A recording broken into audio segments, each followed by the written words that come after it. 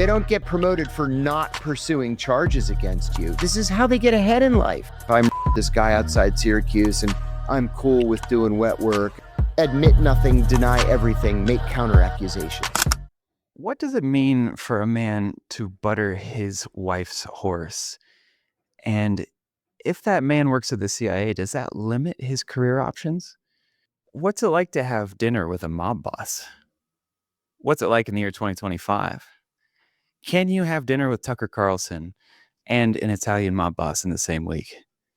Answers to questions like this and much more are coming up in the conversation. If you like hearing from John Kiriakou as much as I do, this is a fun one. Welcome to the Austin and Matt podcast. I did Tucker Carlson yesterday. It'll come out in the next couple of days. Yeah, he's been a great friend to me. I was on his show like a dozen times when he was on Fox, and then I haven't been on the podcast yet. So it was great seeing him. But we sat there for 2.5 hours recording, and the night before we had dinner. He invited me over to his house for dinner, and 3.5 hours we sat there and talked. There's a lot to say. No way.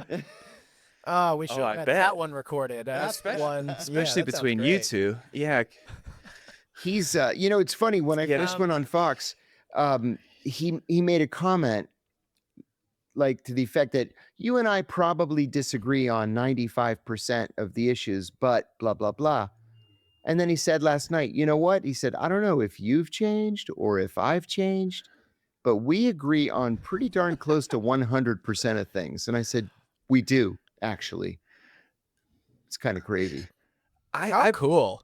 My guess is that he's changed, right? It seems like he's moved a little bit more towards the fringe. He's been on his own journey, it seems. I think like we've all gotten a public watch of him just moving along his own journey. And it's been really fun to see. Yeah. He's far more libertarian, I think, than he used to be. Yeah, far more libertarian. Yeah. Yep. Yeah, and it's funny that sometimes puts him. Oh yeah. That libertarianism puts him very close sometimes to people like Glenn Greenwald or me or any number of other people who would consider themselves to be leftists. But it's not about right versus left. It's about civil rights and civil liberties. That's right.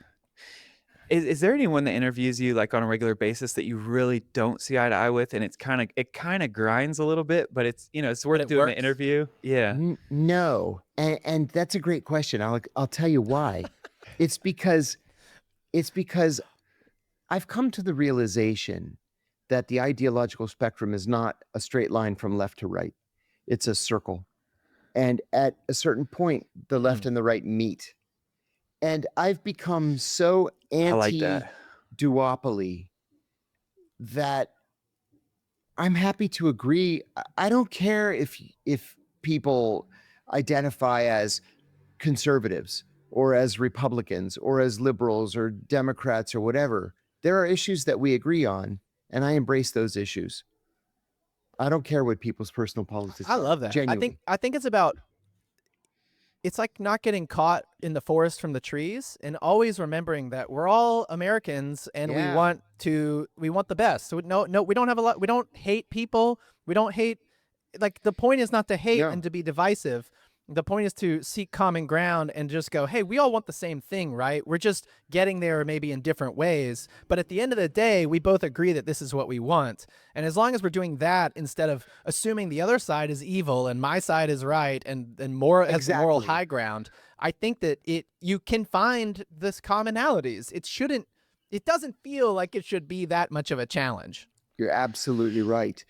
We talked, for example, he asked me kind of an odd question toward the end of the conversation. He asked me what examples I could give him of governmental actions that I'm opposed to outside of the intelligence community. Like, I consider myself to be a critic of the CIA, a critic of NSA, a critic of whatever. And I said, well, off the top of my head, look at the Bureau of Land Management. Most Americans have never even heard of the Bureau of Land Management. And it wreaks havoc on farmers in the West.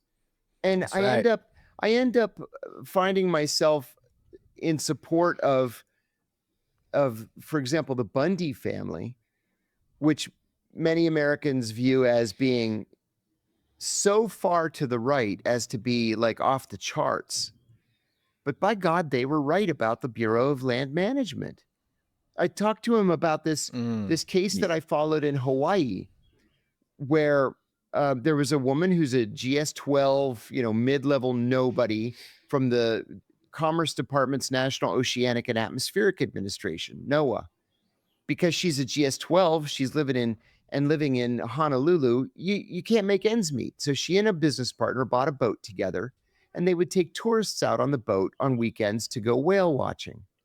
So one weekend they're out there and they come upon an orca feeding on a seal carcass. And so everybody runs to the side of the boat. They're taking pictures and video of the killer whale eating the seal.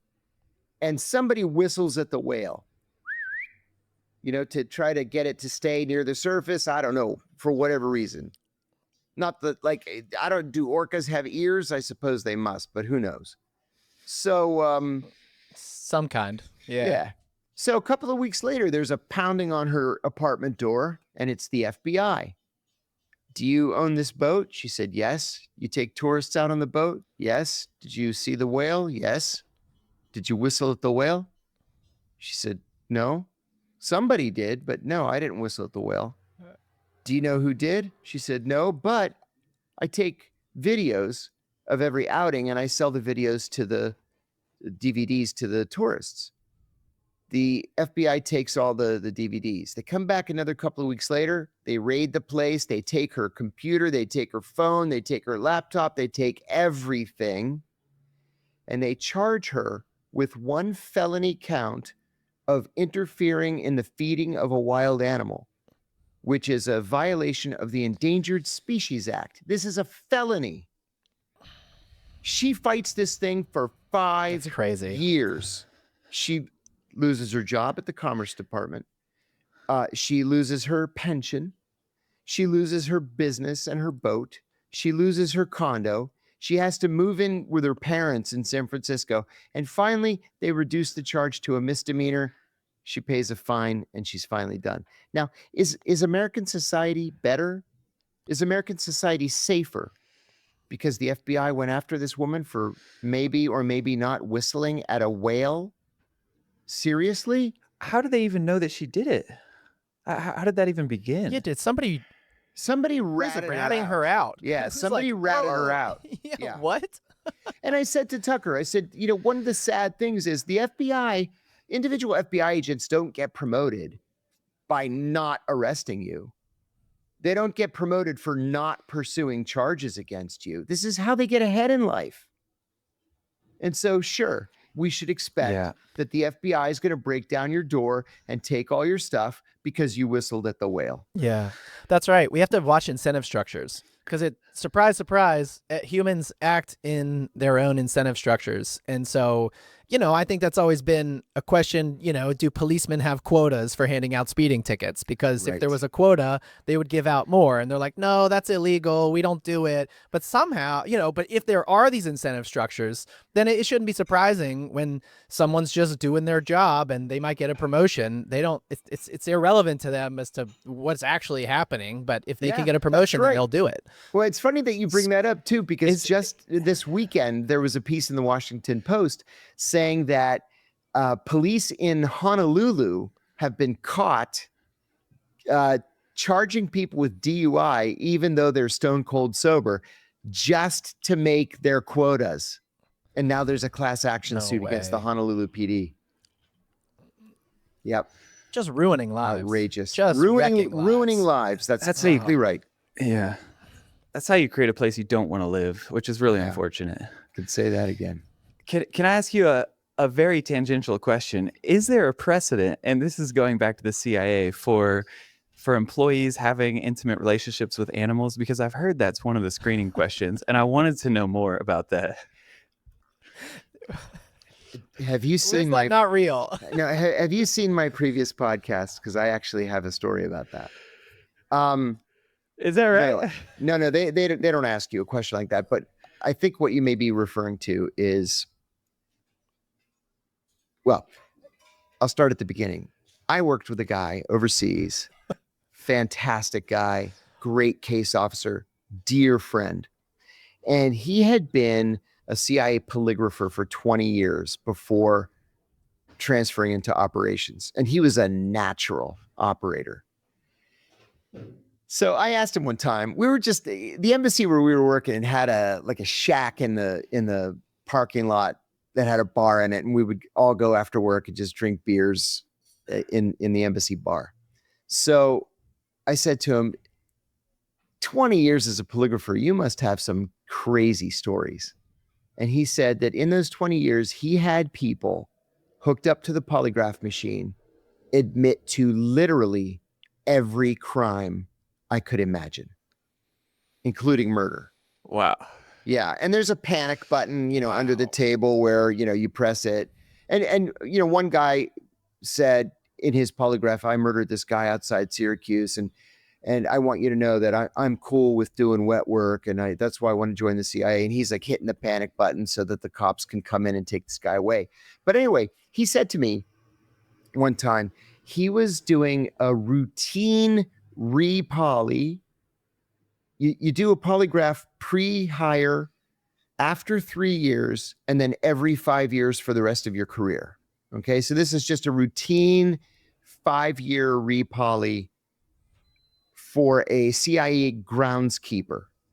Because even the guys who mow the grass and all that stuff, they have to have polygraphs and security clearances. So he said, this guy's just flying right through the thing, no problems of any kind. He's already been at the agency for 10, 12, 13 years, whatever. And the very last question, my friend said, is there anything that we haven't talked about that you think is important? Something big like murder, rape, robbery, bestiality. The guy goes, what's that last one? He says, bestiality. And my buddy goes, oh no, I knew I had him. I knew I had him as soon as he said, what was the last one? And he says, well, you might be surprised to know that's actually far more common than you might think. It's having sex with an animal. And a lot of people do that. Is there anything that you want to say? And he says, I might have done that a couple, 3 times. And so my friend says, okay, well, let's get to the bottom of that. In what circumstances do you find yourself having sex with an animal? And the guy said, well, sometimes in the barn, when I get in a fight with my wife, I go out to the barn and I bugger her horse to get back at her. And he's hitting the panic button underneath. He's like, okay, well, thank you. Thanks for your honesty.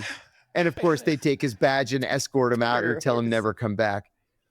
So yeah, it's not a common thing at the agency. It is something that they ask about. And every once in a while, you're going to get somebody who says yes. Man. I didn't know you had told that story, but I was tipped off by one of our mutual friends. So thanks for indulging that. I had no idea what would come out, man. That was better than I expected. And it was even more detailed. The guy says he keeps a stepladder out there. So he's got like one of those 3-step ladders, and he gets up on the top. Yeah, it was he's just not good. Well, here's my SOP. Here's the way it goes. You're like, whoa. I didn't know there's a protocol, man.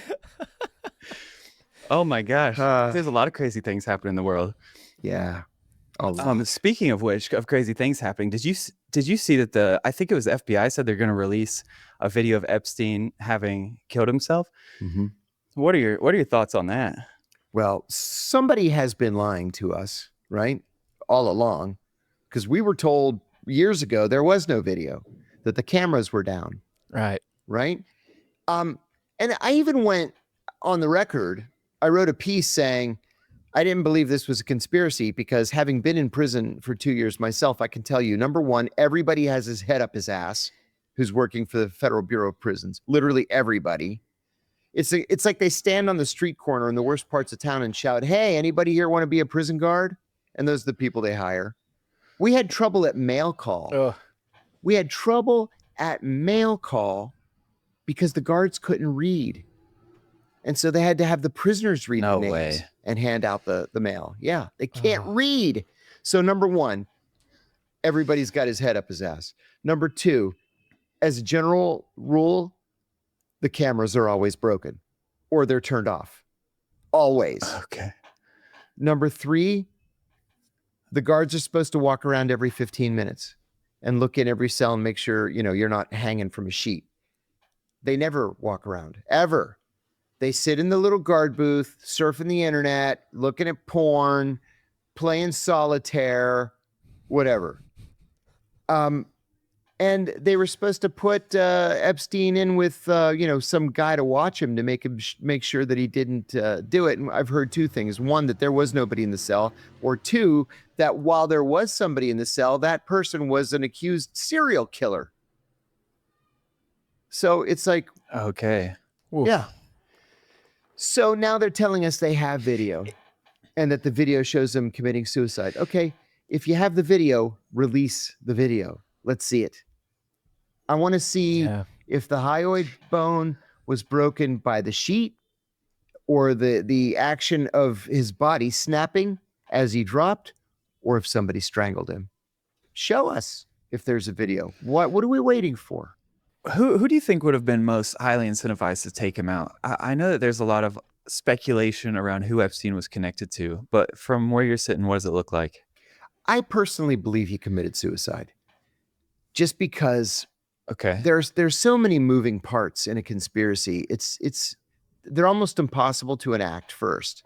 And second, even if you enact them, they're impossible to keep quiet.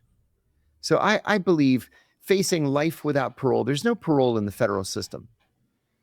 He knew he was never going to see the light of day ever again. And because he was a convicted pedophile, he would never be able to serve a single day in a minimum security work camp. So he was done. Right. He was done. Yeah. He saw the writing on the wall. Yeah. He had no outs. But to answer your question, I think of all the different factions who have been either implicated or accused of having had some involvement in this whole situation, I think it was the Israelis that had the most to gain taking him out. I was part of a debate. Why? Yeah, why is that? Well, I believe that Epstein was an Israeli access agent. An access agent is a very specific kind of recruited agent. I'll preface what is this. It? I'll preface it with a story to explain what an access agent is. One of my instructors at the CIA told me once in training that the best recruitment he ever had was a copy machine repairman. And I laughed when he said it. He said, no, hear me out. He said, all of us want to recruit the prime minister, right? None of us are going to recruit a prime minister. Prime ministers aren't recruitable. But copy machine repairmen are recruitable. And eventually the copy machine in the prime minister's office is going to go down. And it's going to need to be cleaned or repaired. And so you recruit the repairman. And he goes into the office of the prime minister to clean the machine, clean the drums, and install a little device that we give him so that every time somebody makes a photocopy, it transmits another copy to CIA headquarters. He said, I got promoted. Oh my gosh. I got a medal. I got a photo op with the director. He said it was the best recruitment of my life. Okay, look at Jeffrey Epstein. If the Israelis want to recruit a former president, a British prince, sixth in line to the throne, the founder of Microsoft, you're not going to recruit any of those people. They're not recruitable. But you recruit somebody almost as good. You recruit the guy right next to them. You recruit the guy next to them to whom you give millions of dollars so he can entertain these people at his private island where the rooms are all wired for audio and video. You supply underage girls. You make them your best friends. And then you just turn everything over to us. And we decide what to do with it. That's what an access agent is. And I think that's They're exactly a what conduit he for did. information. They're a conduit. That's right. Yeah, Jeffrey Epstein, as Jeffrey Epstein, didn't have access to classified information, but everybody around him did. Right. And so that's the guy Did. you want. Sure. Did. Mm-hmm. If you get rid of the underage girls part, the rest of it seems so benign and innocuous. Like, oh, we're just going to a baseball, or we're just doing whatever we do, and we're just hanging out, and I'm paying for it, you know, because I like you.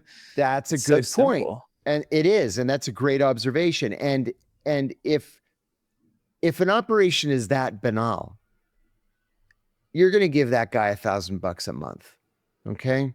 And you're going to meet with him once a month in a coffee shop. And you're going to say, so what fun gossip have you heard this month? And he's going to say, oh, Bill and Hillary Clinton are fighting and they're disagreeing over, you know, Trump's budget cuts. Because who cares? If it's a Jeffrey Epstein situation, you know, that reminds me, it's different.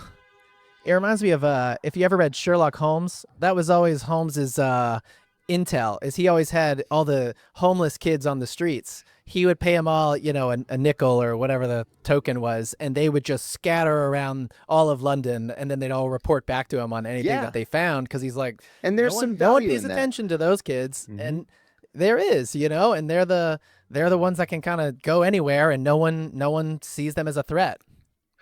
It's interesting to talk about how you understand. It's interesting to think about how you understand how to set up these networks of intelligence, and then to think about you in prison, where there's like this very like no protocol. Were you able to like set up for yourself sort of some infrastructure of figuring out what was going on in different places, or like, because your mind is it's working so fast. How could you not do that? I guess. Yeah. Second.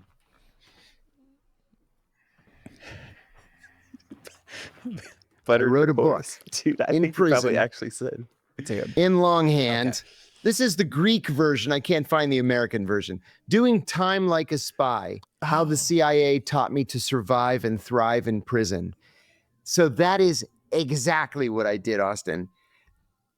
I decided on my very first day. Yeah, I want to hear about that. I was going to use my CIA training to stay safe and to make sure that I remained at the top of the prison social heap.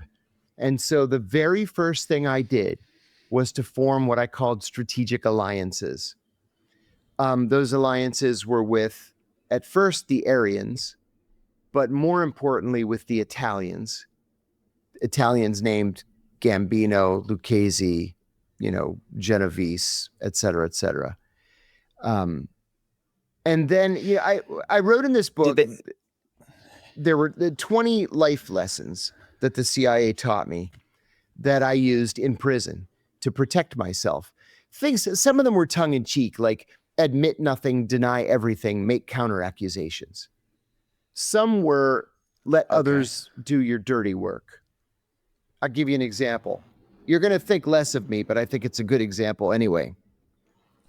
There was this guy. Bring it. Oh my God. There was this guy who everybody hated. He just would not shut his mouth all the time. And so he used to date this A-list Hollywood star. He was in People magazine every once in a while. He was just a con man. And he would say, oh, when we get out, you got to come onto my yacht, and we're going to go around the Mediterranean on my giant yacht, and we're going to party at my house in Beverly Hills. He didn't have any of this stuff. It was just all made up. He was a degenerate gambler, and he was just borrowing from this gang to pay that gang, and then he'd lose there and have to borrow from this other guy and pay this other guy. And it was just a mess. And I said to one of the Italians one day, I'm going to f this guy up. I just cannot stand listening to him anymore. And he got to you. Yeah, he got to me. And the Italian's like, are you crazy? You're going to go straight to solitary. And I said, no. You underestimate me. I'm not going to be so crude as to actually fuck him up with my hands. I said, watch and see what I do. Okay, well, when you're being released from prison, there's this form that they give you called a merry-go-round.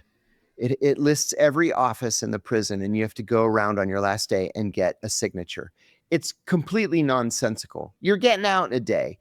Really what they want you to do is to spend an entire day just going around, so you don't get in trouble on your last day settling scores.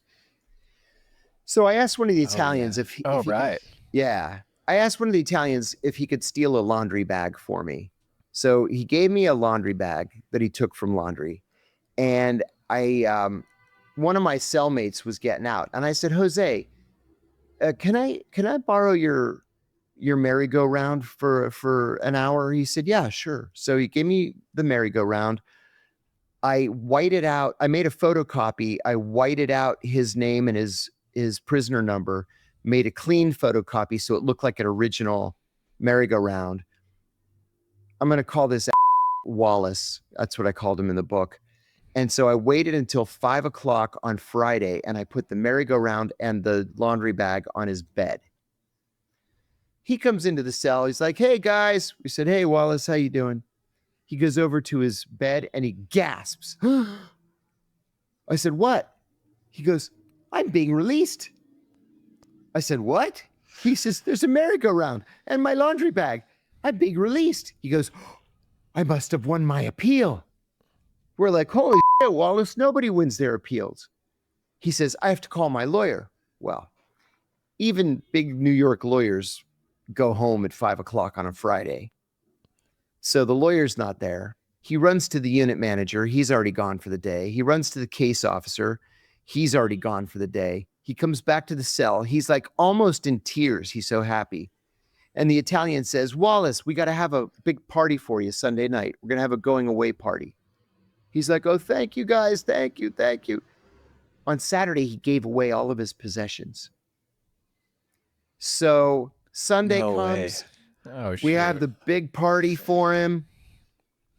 Everybody's wishing him well. Monday morning, we all walk with him to R&D, receiving and discharge. It's where they physically open the door and they let you go. He goes into R&D. This is what the R&D guard told us afterwards. He goes into R&D. The R&D guard says, who the hell are you? He says, I'm Wallace. What are you doing here? He said, I'm going home. He hands him the merry-go-round. The guy looks at the merry-go-round. He says, turn around. You're under arrest. He goes, for what? Attempted escape. So they cuff him. Oh my gosh. They cuff him. They take him to solitary. He spends 2 weeks there, and then they transfer him to another prison. So I heard later that they never charged him with attempted escape because they couldn't prove that he had doctored the merry-go-round. I had. But we never saw him again. Oh, yeah. And I told one of the big guys, the maid guys, I said, I told you I was going to f that guy up. I thought he would never shut his mouth. That's what the CIA taught me to do. Whoa. Dude. You took his soul. Wow. Yeah, you didn't try to break his face. You crushed his spirit. Oh yeah. Oh yeah. That's incredible, man. How did who are you most allied with, and what did that gain you more respect? Oh yeah. Once word got out that I was with the Italians, nobody dared lift a finger against me. Yeah. Okay. Yeah. And you know what? I'm still in touch with them. Are these guys still to them this connected week. to like a mafia? Oh yeah. In fact, one of them is a boss today. One of the 5 families' bosses. Oh. Whoa. Yeah. What's the relationship between the mafia and the CIA right now these days? What's the haps with that relationship? Because I don't hear much about the mafia down here in North Carolina, you know? No, and I imagine you don't. Non-existent in my experience. Quite close in the 1960s. Okay. Yeah, quite close. But not with the mafia in general. So are they It's very enemies? specific. Or are they... No, they're not enemies. They're... The CIA's involvement with the mafia, of course, goes back to about 1959 when Castro took control of Cuba.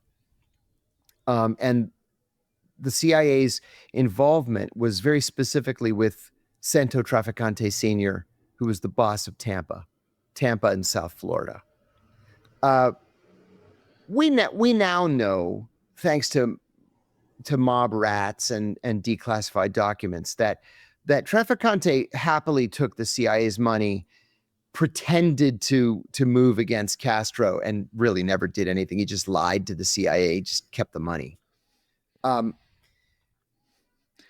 there are credible reports that Trafficante and the boss of New Orleans may have had some involvement, maybe peripheral, maybe more direct, in the JFK assassination. But when you said that the extent. The Last Connection was in the 60s. Yeah. That was the first thing that came to mind was, that's interesting, because that's when JFK was having his issues with, it seems like, both the CIA and the mob. So it could have put him on the same side for a little while too. Now the FBI has this love-hate relationship with the mafia. The hate is well known, of course. It's up to the FBI to break the mafia. But then, there's kind of a famous story. Well, it's famous to me. I don't know why most Americans don't know it. There was a notorious mob hitman named Greg Scarpa. Greg Scarpa was born and raised in Staten Island and was a major figure. He started off as a low-level, crook with the Gambinos, and became a hitman that you could really count on. I've read that he killed as many as 120 people on behalf of the mob. Wow. He was asked by the FBI.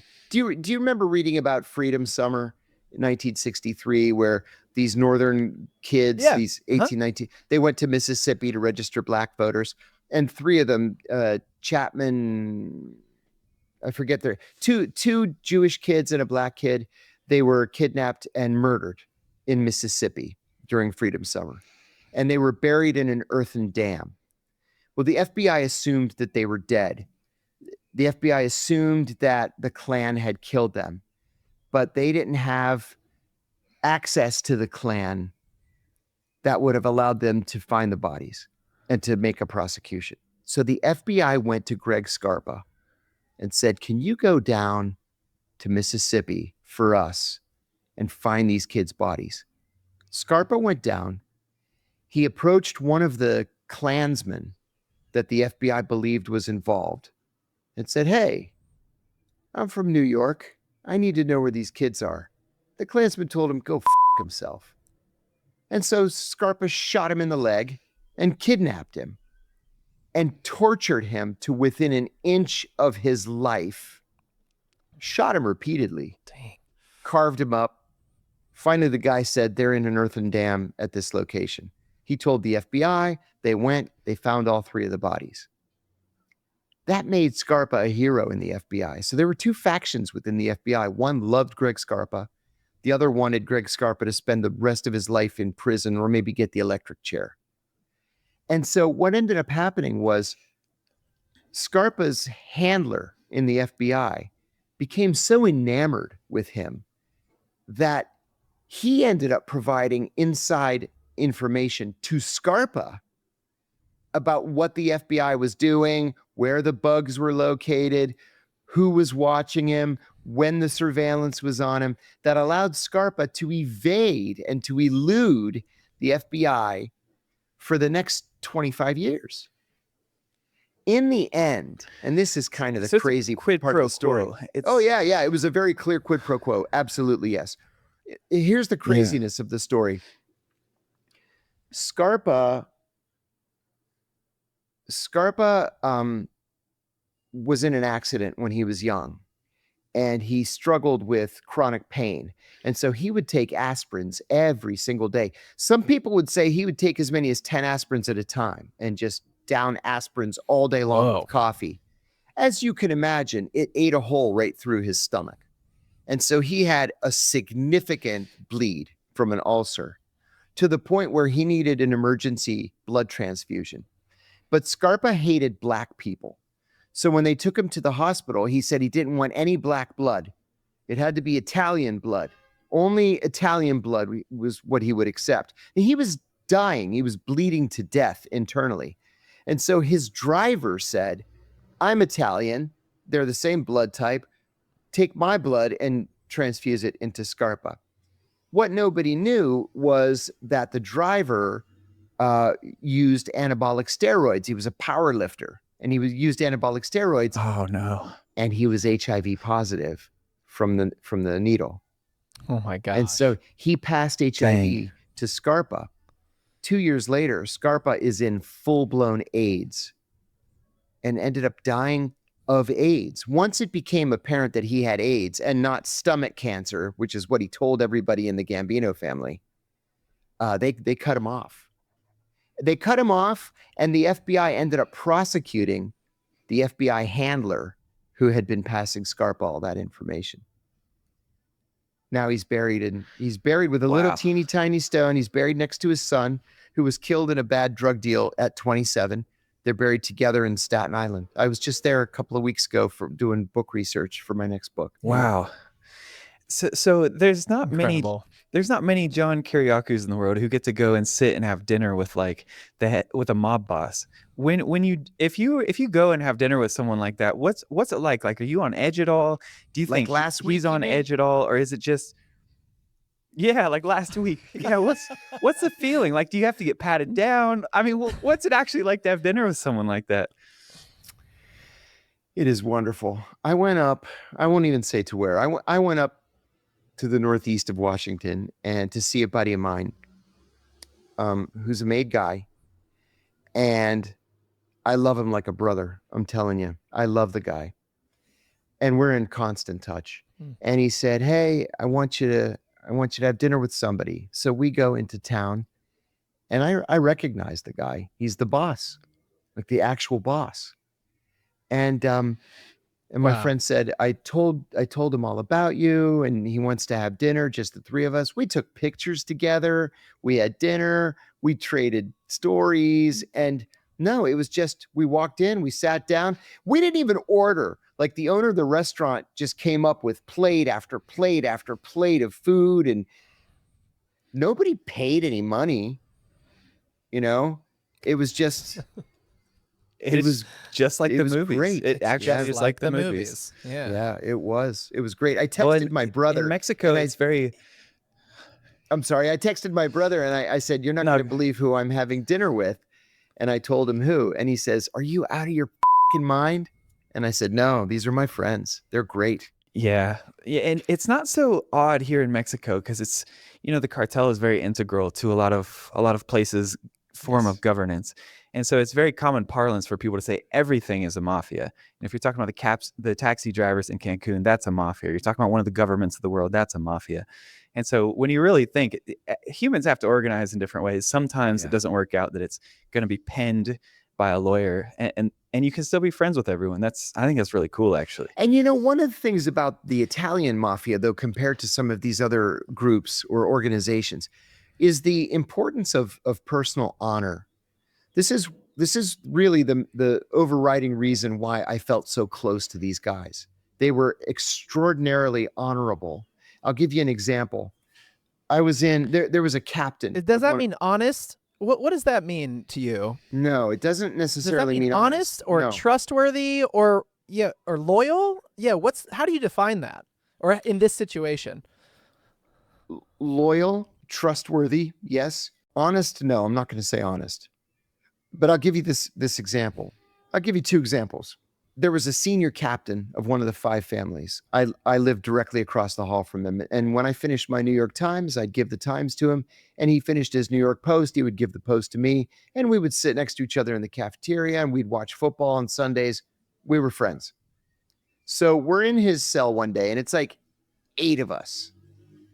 And one of the really junior guys came in, and he's holding his shirt out like this. And his shirt is just full of candies and peanuts and chips and all kinds of snacks. And he starts handing them out, tossing them out. And the captain says, "Where'd you get all this?" And he said, "I broke into that Chomo's locker." Chomo's a child molester. "I broke into that Chomo's locker and I stole all of it." And he said, you stole all of it? Put all this back right now, he says. And the guy says, why? He said, if you want to take the Chomo you look him in the eye and you say, Chomo, open your locker and give me all your You don't do it behind his back. Put all that back. Yeah. And he put all of it back. And I was like, wow. That's okay. That's oddly honorable. But another thing was, I had real problems with this one particular guard, this woman. And I gave as well as I took, but she was an ongoing problem to me. And multiple times I caught her in violation of the rules, like swearing at me. She threw something at me once. These are fireable offenses. And I mentioned, I'm going to file a complaint against this bitch and I'm going to get her fired. And one of the Italians said, no, you can't do that. And I said, why not? He said, we consider that to be ratting. And I said, ratting? But I'm not like giving any information. He said, yeah, but you can't rat her out. That makes you a rat. And I said, okay. So I just take it. He said, take it, but you back with her. Give it back to her. But yeah, you can't rat her out. And I said, okay. So I didn't. None of that's allowed to be present inside of you. They just won't allow it. It's because if you do that to her, then they're afraid, you might have some of those feelings towards someone else around here, and you might say, so they just have to squash that before you act on it. That's exactly right. Yeah. Crazy. Yeah.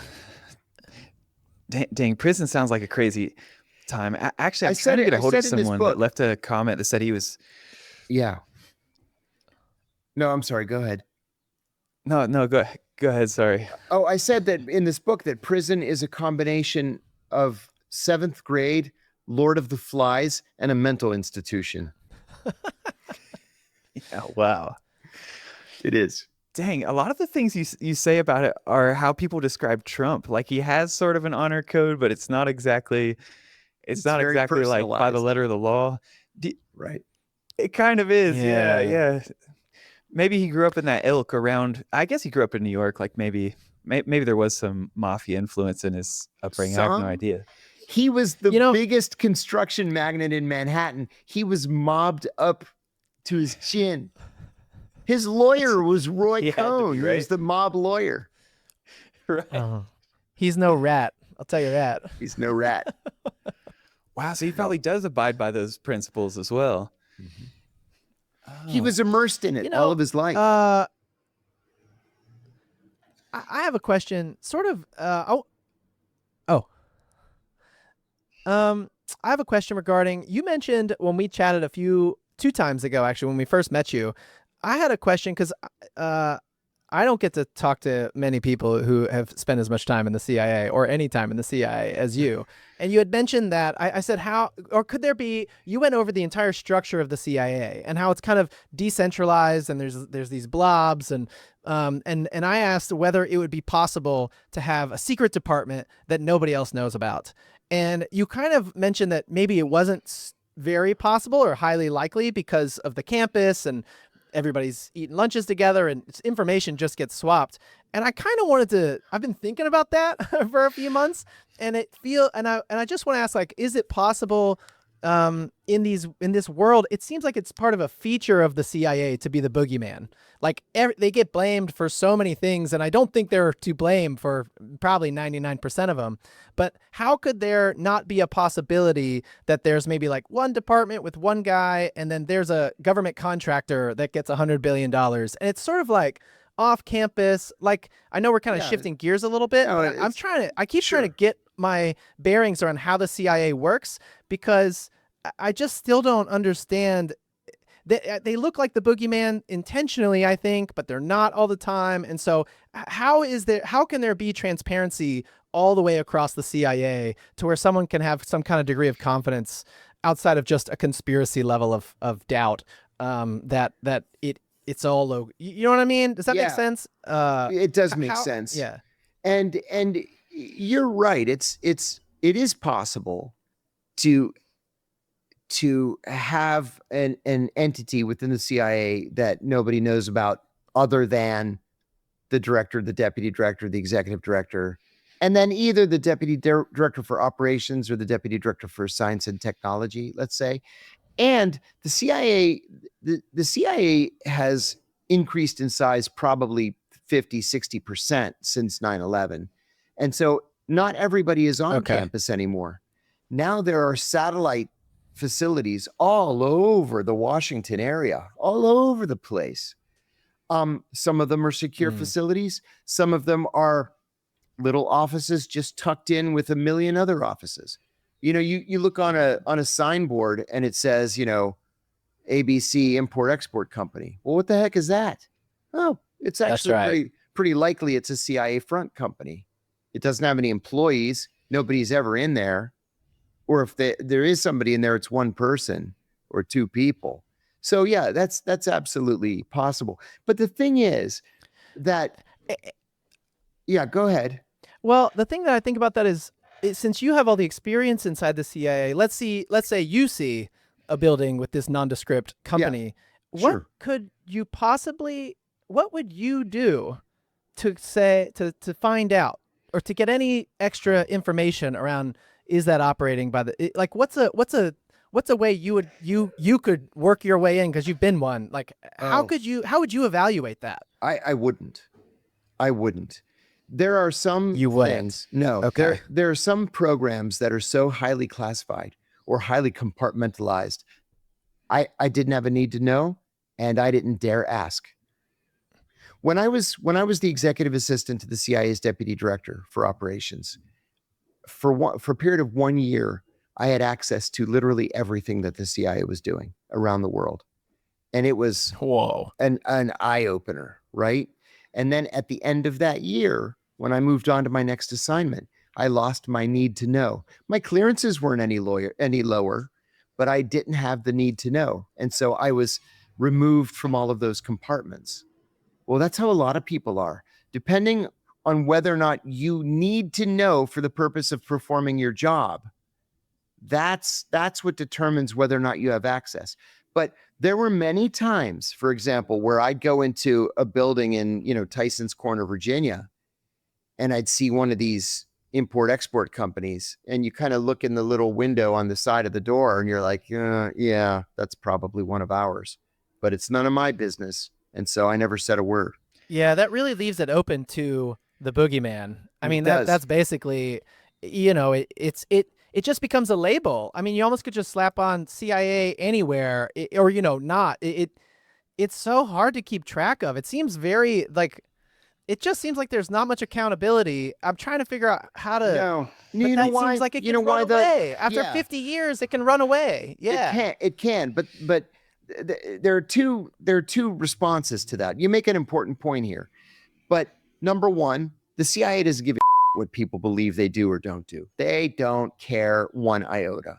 Number two, the only people that they care about informing are the members of the House and Senate oversight committees. So long as they know, they don't care if nobody else on the planet knows. And they don't care that so many people accuse them of being involved in one conspiracy or another. They just don't care. So it's not even about keeping it secret. They just don't care. They're just going about their business. And I mean, not that they're open, but it's irrelevant whether people suspect it or not. And maybe sometimes it's helpful to get a little bit of rumors going and this kind of thing. It just gives a little bit more cloud to the whole mystery behind it. And that's why they never comment on anything. Like literally anytime a reporter goes to the Office of Public Affairs and asks for a comment, they just say no comment. Or if you go to the Office of Public Affairs and say, hey, can you send me any information you may have on A, B, or C? They give you what's called a GLOMAR response, GLOMAR. We can neither confirm nor deny the existence of any information pertaining to your question. If things were to go south, let's say you did try to whistleblow and you had to get off the grid, and I want to point out a book that you wrote, which is How to Disappear and Live Off the Grid. Where would you physically go? What would be like, how would you get there, and where would be your number one destination if you just accidentally... What are the geo coordinates? Yes. yeah. Can you drop us a geocache of where you're going to hide out? Well, I say in that book how difficult it is to actually disappear and live off the grid. You have to be prepared to tough it out. And when I say tough it out, I mean no phone, no internet, no credit cards. So you've got to be well prepared. You can buy these cash cards. Like you have a Visa card that you put $500 on it and you treat it as a credit card, but no phone and no internet, which is very hard. And then you're going to have to. No phone. You can't even get a burner somehow. I guess they're all tracking it. Yeah, even a burner phone. But it'll be intercepted. Even if just, remotely by a computer, it's going to be intercepted. So you really have to go off the grid. Now it depends too, whether you just want to be off the grid and left alone, or whether you're escaping criminal prosecution. So if they're actively searching for you, the chances are pretty good that you're going to make one mistake at some point and they're going to find you. If you just want to go off the grid, that's far, far easier. You can go to, you're going to have to leave the United States, but Wyoming, go to, Baja, or, go to East Asia someplace, go to Thailand, or, places that have expat communities, but they're expats that want to be left alone. One reason I ask is because, do you remember Matthew Livelsberger, who blew up the Tesla in front of the Trump Tower? Yes. I'd been hearing, on YouTube, like Sean Ryan and some of the ex-Navy SEALs, they've been speculating that that wasn't his body. And I've been wondering, like, man, if he was in the area and now we know this event happened and we know he was at least close because he rented a Tesla nearby, how do you get out of there and where would you go? And a lot of them were saying he came to Mexico, and I'd really like to find him if he's here. But I was kind of wondering, I just wanted to ask you, like, where could he go anywhere? Could he get out of the United States after doing something like that? Or would it be locked down? He could get out of the United States. That's the easy part. The easy part is crossing a border, because most of the border is unprotected. You go 20 or 30 miles outside of a border crossing and it's just desert. You just drive your four-wheeler across the border. The hard part is remaining in Mexico unmolested.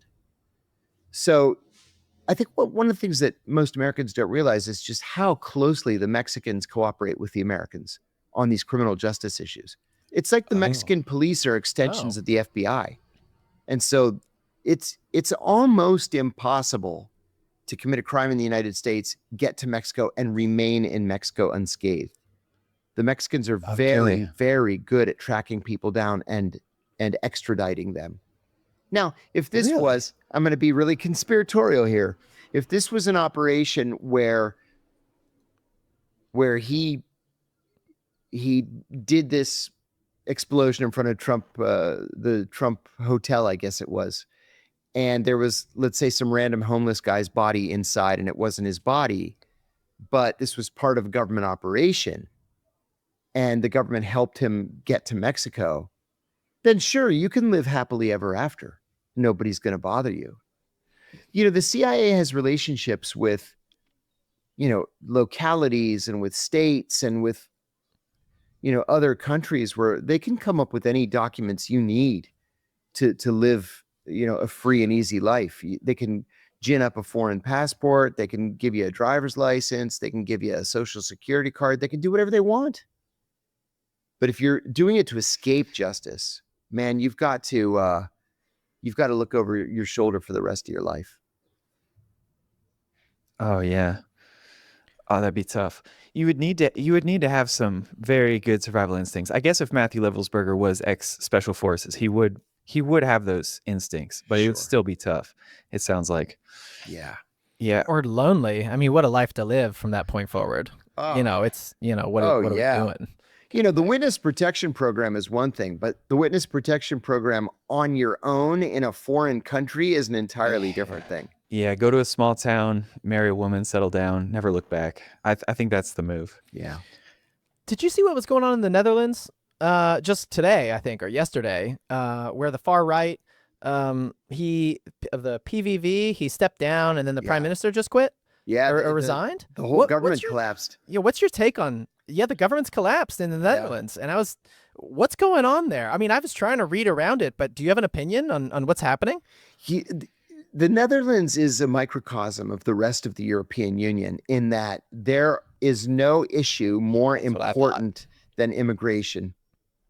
It's the overriding issue right now. And that's why a far right-wing candidate was elected over the weekend in Poland. It's for the same reason.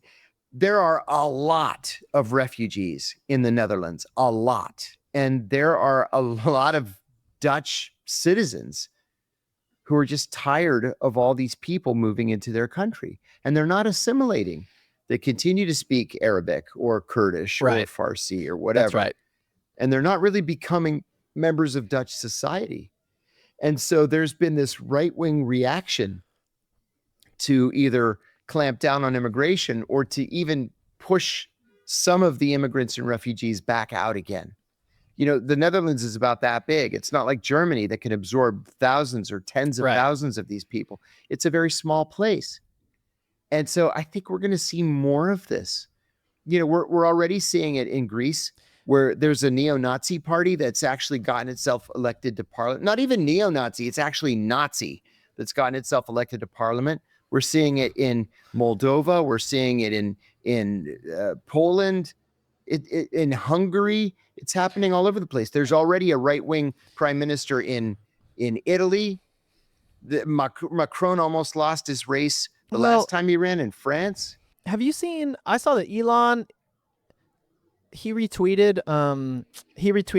He called it the Great Dying because it was a whole map of Western Europe and their replacement rates. And, you know, you need a 2.1 replacement rate to keep your population even for every couple because they replace themselves, and 0.1 accounts for accidents and those sorts of things. And all of Western Europe is like 1.1, 1.4, I mean, they're so low. And Elon did the math, and he's like, well, in 3 generations, it's about 7% of the population. If it actually does, it halves and then halves and then halves. And so there really is a population, and the economic impacts of that is just gonna be something like we've never seen before. It's the reverse of growth to have that just quantity of bodies decreasing. And so that also makes me think that because they're not replacing themselves, the population has to be disproportionately older. There aren't that many young people because they haven't replaced themselves. And so there is this kind of vacuum. And I don't mean that means, you know, this is a complicated issue, but they definitely seem tied that if Europe doesn't incentivize some sort of growth, whether birth rates increase or immigration in some way that everybody appreciates and can enjoy and doesn't ruin, you know, the ways of life, then Europe is kind of dying anyways, right? Like as an influence and a lot of these things, they just seem kind of, maybe that's the reaction to the whole far right wing thing, is that there's not enough people to go around, and so others are coming in. What do you think about sort of the contrast between the Great Dying of how they're not really replacing themselves and then all these immigrants being brought in? Yeah, I saw that tweet. And I can give you as an example, Greece went into economic freefall in 2008, and it took them about 10 years to get out of it. But in that 10-year period, 1.2 million Greeks left the country. They went to the US, the UK, Canada, Australia, Germany. They'll chase opportunity. They have to, or they starve. Right. But then at the same time, Greece was the destination for Nigerians, Somalis, Kurds, Pakistanis, Afghans, Palestinians. I was in Greece 3 weeks ago, and I did not realize until 3 weeks ago that there's an Arab neighborhood now in Athens where all the signs are in Arabic, all the restaurants are Arab restaurants. Wow. Everybody was speaking Arabic. I mean, 10 years ago, Athens developed this little teeny Chinatown that I thought it was kind of quaint. But I'm talking about a whole major section of central Athens that's just Arab. That's happening all over Europe. They're chasing opportunity too, right? They are. I mean, they're going somewhere that's better than where they're coming from too. Yes. Yeah. Yes. Can I ask this? I have a different take on this, and just to paint the light of how I see things. I come from technology. I was Like my first project I ever did was for Lockheed Martin. I actually had a clearance when I was like 21. And the way that I look at politicians is like sometimes there are politicians who see technical curves coming and they plan for it. Usually politicians I don't think are that forward looking. I think they're mostly dealing with fires. I agree with that. In the moment. Yes. But I wonder, is anyone actually looking and saying, there's AI robots coming and that's real and they will be able to do manual labor. And so maybe immigrants, maybe we want immigrants because they do labor, but they pay taxes and AI might not. But maybe we just don't need immigration to backfill jobs like that. Is that a conversation that you're hearing anyone talk about? Like, there are AI robots coming and they will be doing labor. That's a really good point. That's a really good point. I was talking on a podcast earlier today about how we need fewer and fewer soldiers, because what we're seeing happening between Ukraine and Russia right now with the use of drones is in some cases going to make ground troops obsolete, right? And then at the same time, DARPA is developing one of these Black Mirror style, robots. That's right. To be the ground troops of the future. So yeah, it's not like we're going to even need those people in the military after a while. I think, Austin, that's a really good. It's a capital game. It is. It's all about capital, right? And I think that governments are not taking that into consideration when they're looking at population. We actually don't need all these people. Yeah, and that is a shift from growth at all costs. I mean, I think we topped out at 8 billion people in the world, and I don't know how long it'll take humanity to get back to 8 billion. It does sort of feel like we've grown to 8 billion globally. And I know there's, depending on where you are, there's growth and decline. But I think net around the world, we've started to decline in population. And, I think that maybe it's sort of changing mindsets and shifting into, since it's, we all grew and life got great because of economic growth, but maybe there's some new era that we're moving into as an entire globe around, we're actually going to contract in size. And so what do we do there? How do we, our whole monetary system is based upon growth. And so with a huge contraction like that globally, I mean, it's inevitable. We're going to have ripple effects of, it's like, I think of cities start out here and then they build concentric circles as the population grows and you get suburbs, just like a mold or a fungus. And I think as the populations decline, they're going to contract back down, maybe back to the cities, maybe, unless we all go out to, compounds. But you can see that growth. And I think we're just inevitably starting to decline, and we're seeing everybody's reaction to that, depending on what culture you're in and what country you're in. Yeah. Do you have a thought or a framework that you evaluate the future in a post-human intelligence? Like when we're not even close to the smartest things on Earth, have you thought about or do you just have a framework you're working in, and like what happens to money? How does society go about, do the robots have to police the streets? Like how does this play out in your mind? I actually haven't given it much thought. I think we probably all should. But I haven't given it much thought. I'm still amazed when I see one of these robots delivering a pizza. Well, every time I go visit my son, he goes to Miami of Ohio. I'm just amazed with these robots going down the sidewalk carrying food, and then the robot says, "Excuse me." Last time I was there, the robot got stuck on a curb, and it says, "Can you help me?" And I kind of pushed it up over the curb. And it goes, "Thank you," and then it goes and delivers the pizza.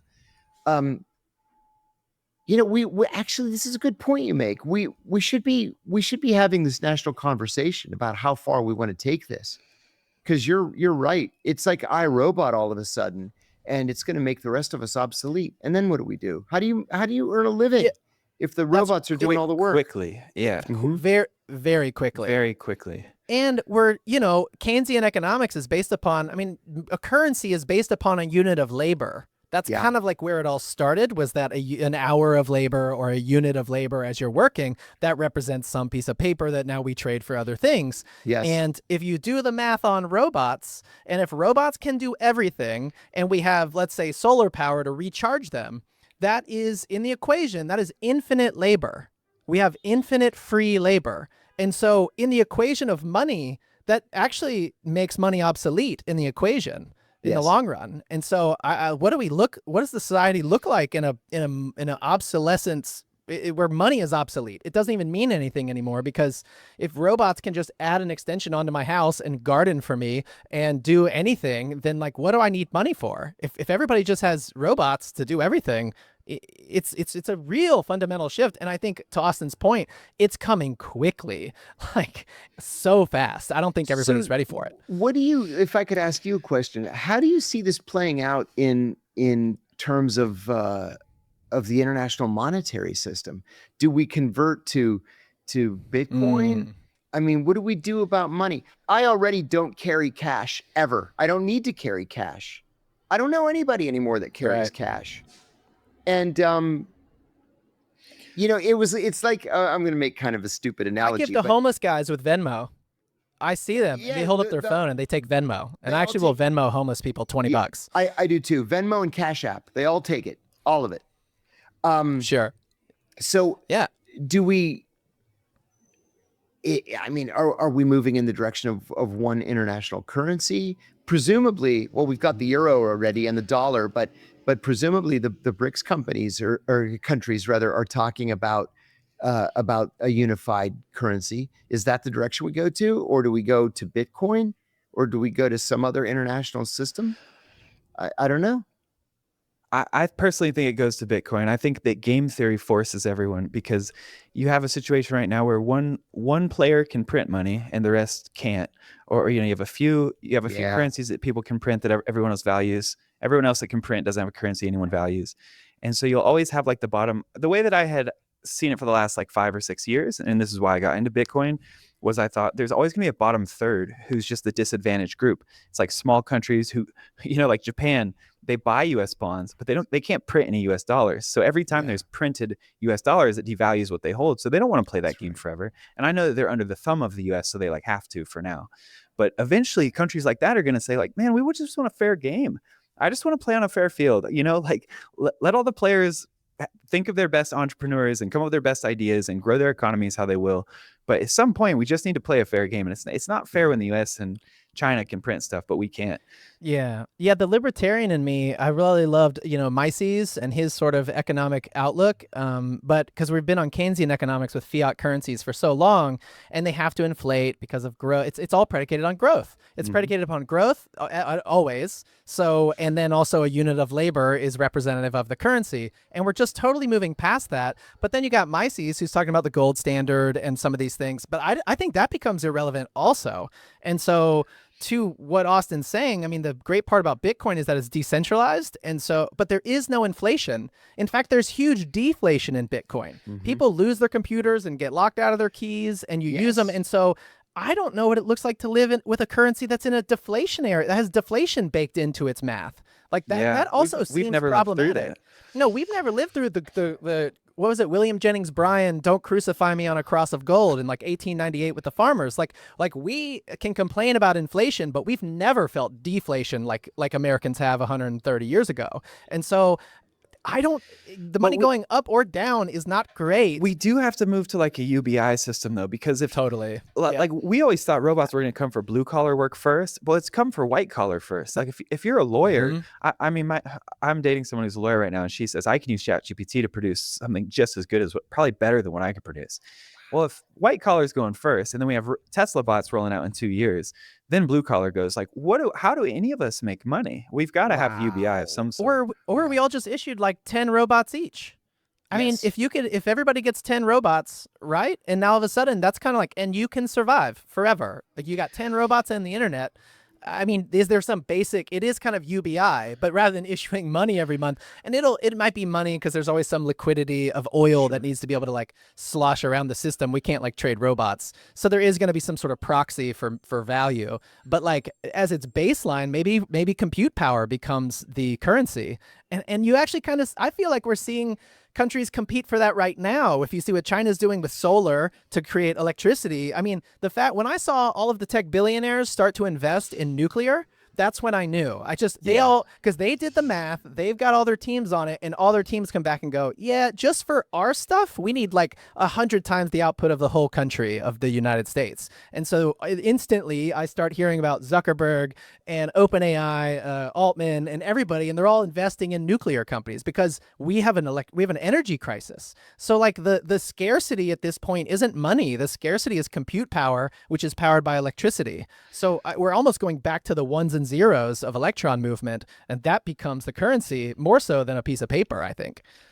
I think what we're missing going into this phase is like, we don't know what basic human rights means, because so let's say robots are essentially everywhere and they can build a house in a day if you want. They can make a garden for you, they can raise food for you, but like, what's the basic level that everybody gets? Does everybody get a robot that grows their food, or is it still just going to be the rich people, even though everyone could have one?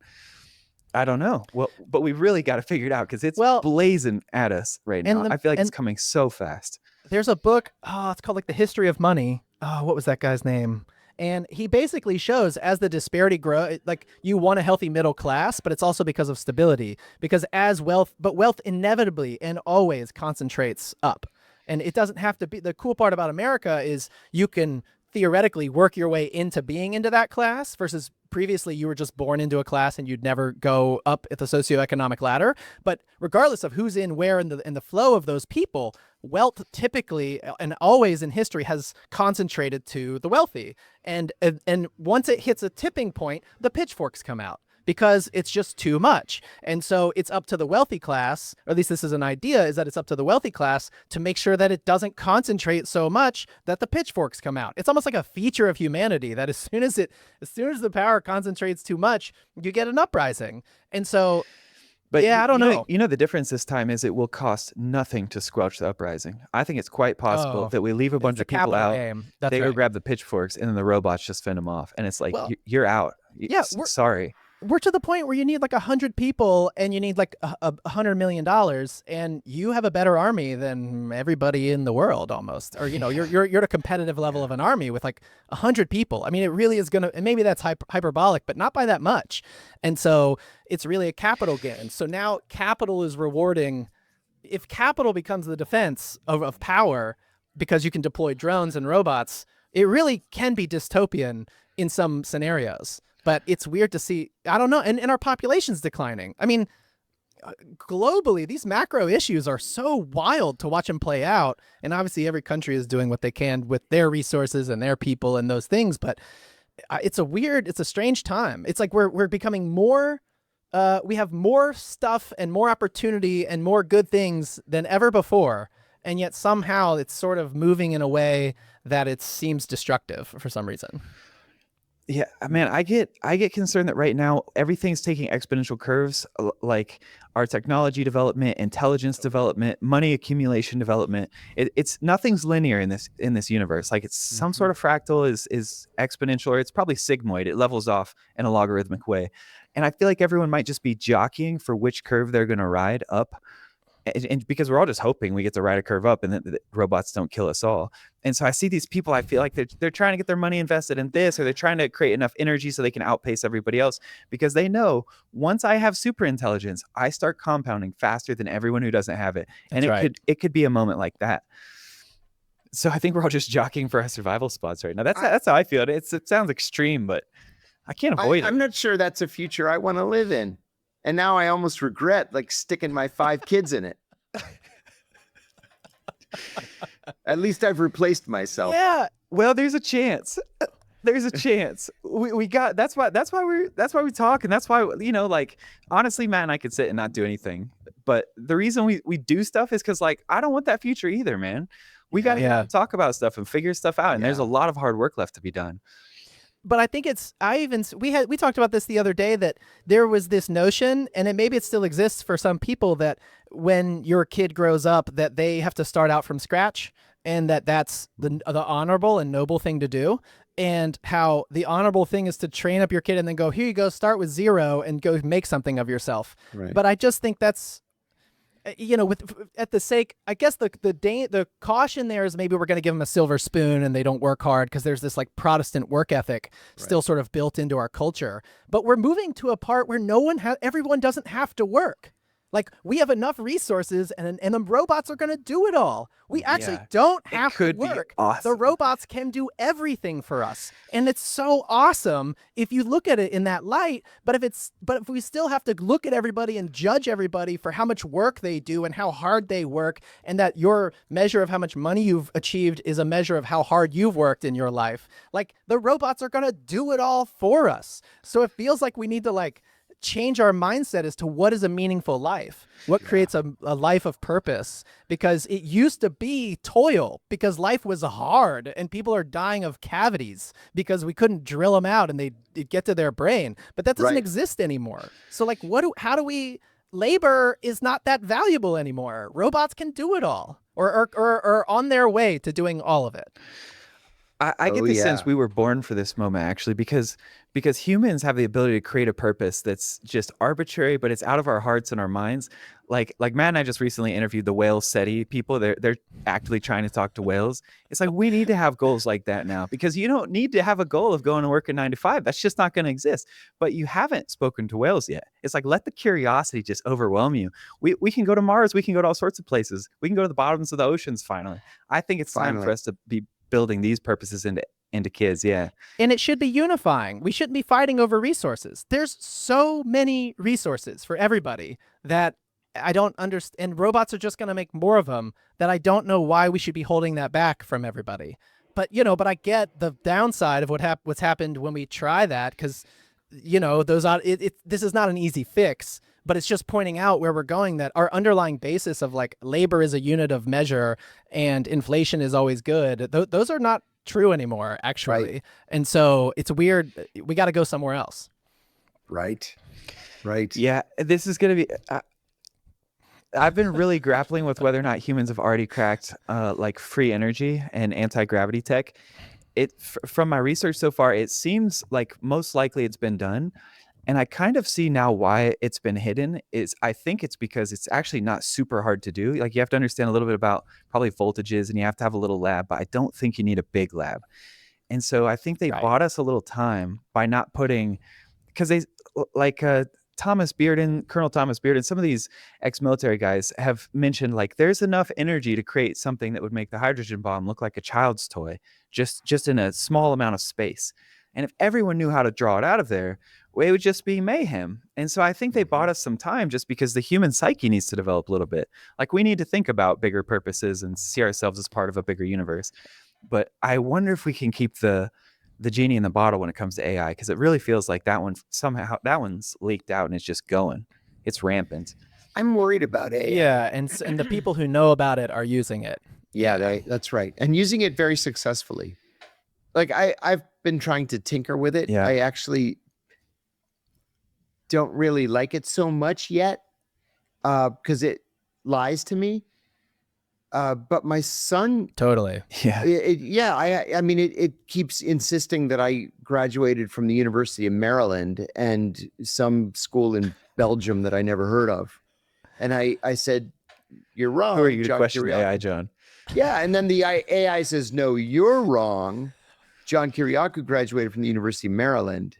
I'm like, I don't even know where that is, besides being in Maryland. Yeah, we're slowly developing a brain, aren't we? Like, right now, it's a brain without a default mode network. That's right. 'Cause right now, our default mode network kind of keeps everything, and it makes it so I can't smell the color red, and all of my senses don't hallucinate. Literally, the default mode network keeps you from hallucinating. And right now, our AIs are hallucinating. So I think there are some smart engineers working on... I actually think we should take our brain and the way we operate, and I think this is what they do, and sort of extrapolate, well, how do we do it, and how can we programmatically build that to stop hallucinating? Because one part of the brain can hallucinate, and that's a feature, not a bug. And so we need another part of the brain. It's a complex system that helps keeps the hallucinations in check. And so I think we're in the process of building a brain, but it's like going to be more powerful than any single brain that's ever existed. Yes. And so I don't know. Man, I don't know. I don't know. Dang, but it's scary. we just went into the ultimate of rabbit holes. Yeah. It is scary. At least we'll It know, should be uniting when too, the though, because robots, it's bigger than all of us. when the robot's blue light turns red, then we know we have to fight them, right? At least there's that. Yeah. I'm just calling Arnold Schwarzenegger. Like, man, you jump with this. You know how to keep him alive. That's Will right. Smith. What would you do? What would Arnold do? You know? Oh, John, before we wrap up, is like, I realized as I was trying to prepare questions, I was like, dude, you're interviewing the guy who's the smartest at questions. Why don't you just ask him what to ask? Is there anything that you would like to be asked, or you haven't been asked in a while, that you just like to talk about? I know you got to go pretty soon, but yeah, that I haven't been asked in a while. Or just something you have a hankering to talk about. What have you been noodling on? Yeah. What I've been noodling on is I'm kind of Washington famous, and I don't know how to turn that into a living. That's a very selfish response. Oh, it's yeah. a very selfish response. Yeah. But, I travel constantly, okay? And yesterday, I'm going through the airport, and one of the TSA guys points at me and says, "Hey, YouTube CIA guy." And I was like, "Yeah, great. How do I monetize that?" I flew to Greece a few weeks ago with my cousin, and we get up to cruising altitude, right? And the pilot comes out of the cockpit and says, "Are you John Kiriakou?" That's amazing. I said, "Yes." He says, "Yeah, I lay in bed at night. I watch your videos." I said, "Oh, thank you so much. We take a selfie." My cousin's like, "You got to be kidding me." I said, "How do I turn this into dollars? I just don't know." I got my first check from YouTube the other day. $365. Come on. Oh, you're $1 a good, day, man. Yeah. Another day, another $1. A million days, $1 million. You know what I mean? That'll be worth 200 in another year if you just let it sit in the bank. Yeah, exactly. Exactly. I know it's silly, but it feels like you could sell swag, like with some sort of tagline that represents what you stand for. I feel like a lot of your followers would love to buy something to support you. Just a T-shirt or I don't know. I mean, you could fill up conference centers for sure. Like, and you know what? And I have. If you ever you're already going on a speaking tour. Yeah. Which is cool. Which was canceled 2 days ago.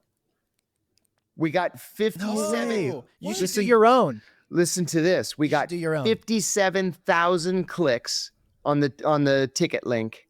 We sold 7 tickets out of 57,000 because Meta redirected everybody to a blank white screen. No way. I think you should still do it, and I think you could run it yourself, and I think you'll have better margins. I think a speaking tour would be unbelievable for you. And I think that and maybe this other company knows how to do it, but they didn't know how to work a landing page. But I don't know. Maybe something else happened. Maybe Meta did something. No, I think there is something in that. I would pay to come listen to you talk if you came here to Raleigh-Durham. I would come listen to it. Thank you so much. I appreciate that. I think there's a way to do that. Thank you very much. Yeah, man. Yeah, if you ever really want to chat about that, I mean, Matt and I are serial entrepreneurs. It's all we think about is how to turn our few skills into money. Yeah, and Austin's pretty humble. He's been like a multi-time CTO and knows software better than anyone I've ever known. So we build our own little softwares here and there to help our production team. And, we're always coming across ideas like that too. So, we have, Austin's got some serious software chops. And we know that there's things in there. There's just ideas that are coming, and the robots are helping. So Austin, I would say Austin was a 10x engineer, and now he's a 100x engineer. I mean, I've seen him build stuff that a team of 30 can't build, and so geez, Austin, I think there's opportunity there. Yeah, that's fantastic. Matt's really nice, but okay, we'll stay in touch. Yeah, for real. Like, man, we would be here just offline, just for free. That would be our honor, to be honest. Geez, thank you so much. I appreciate it. I got to figure this out. Thank you. Thank you. Yeah, man. In my eyes, we really appreciate it. You're one of the guys making the future one of the things we will be able to live in. So, like we said in the beginning, the world needs more John Kiriakou. So for real, we're gonna help however we can. Thank you. Yeah, it means a lot to me. Cool. Well, we know you got to get going. You got a hard stop. So thanks for taking the time with us. We really appreciate it. Guys, really great to see you both. You too. Bye-bye. You too. Be well. You too. See ya.